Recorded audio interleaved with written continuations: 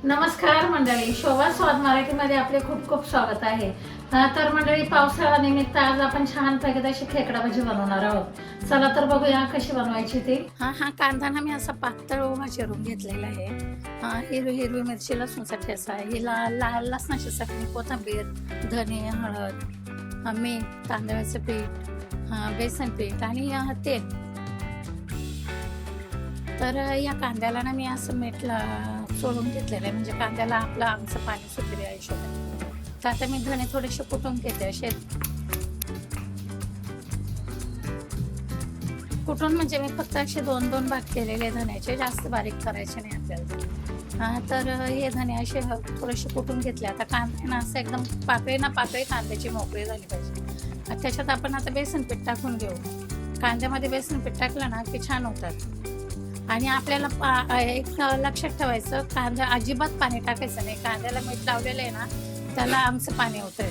आता आपण तांदळाचं बेसन पीठ आणि हळदीचे पावडर, लाल लसणाची चटणी म्हणजे लाल मिरच्या, लसूण, जिरे आणि ओवा वाटलेला आहे त्याच्यामध्ये. तर मी आता धने टाकून घेतले, कोथिंबीर टाकून घेतली. तर आता आपण तोपर्यंत तेल गरम करायला ठेवू. आणि छानपैकी आता मी पाणी न टाकता जे आपण मिश्रण टाकलं होतं ना, त्याच मिश्रणामध्ये असं पाणी न टाकता एकजीव करून घ्यायचे. पीठ, कांदा आणि लसणाची मिरची, धने, कोथिंबीर सर्व आपण छानपैकी असं एकजीव करून घेणार आहे. तुम्ही बघू शकतात, आपण थोडा देखील पाण्याचा वापर केला नाही. आणि आपण मी 4-5 कांदे घेतले होते, त्याला अर्धी वाटी बेसन पीठ लागलेलं आहे मला. पाव वाटी तांदळाचं पीठ, 5-6 हिरव्या मिरच्या, 2-4 लसणाच्या पाकळ्या, अर्धा चमचा जिरे, अर्धा चमचा ओवा. तर सर्व सामान मी असं एकत्र मस्तपैकी एकजीव करून घेतलेले. तर तुम्ही बघू शकता, पाणी न टाकता कसं आपलं पीठ थोडंसं घट्ट झालेलं आहे, पण या घट्टपणामुळेच भजी आपली छानपैकी तशी कुरकुरीत होतात. तर मी आता ही आपल्या भजीला खेकडा भजी नाव दिलेले आहे. का आपली ही भजी गोल नसून असं अकराळू असं म्हणजे त्याचं इतकं वर्णन असं एकदम वेडावाकड दिसतं असं. कारण ते गोल भजी नसतात. हे बघा, त्याला आकारच राहत नाही. खेकडा भजी म्हणजे आकारच. आणि आपल्या हॉटेलसारख्या अशा एकदम कुरकुरीत भजी होतात. तर यंदाच्या पावसाळ्यात तुम्ही पहिल्या पावसाळ्यात ही भजी आणि पकडशा छानपैकी करून पहा तुम्ही. ही भजी तुम्हाला इतकी आवडते, 100 काय 200% गॅरंटी देते मी तुम्हाला. ही भजी खूपच छान होतात, हॉटेलपेक्षाही चव भारी. आपण गाड्यांवर घेतो, उघडं पागडं घेण्यापेक्षा आपण घरात अशी भजी करून खाल्लेली ना अतिउत्तम.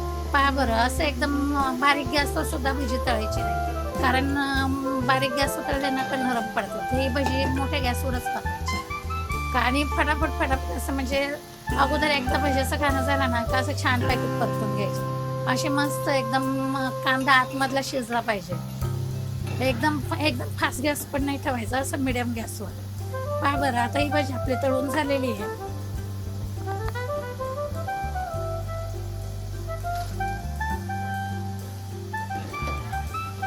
आता ही भजी मी काढून घेते.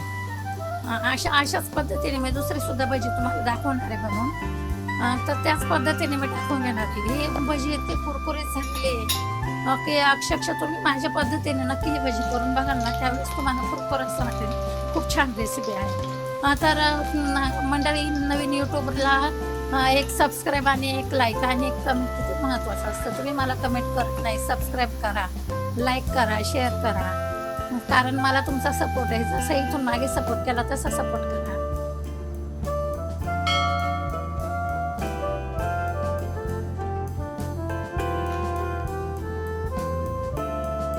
आहा, की सुरेख भजी एकदम. खरोखर माझ्या पद्धतीने तुम्ही खेकडा भजी बनवून बघा.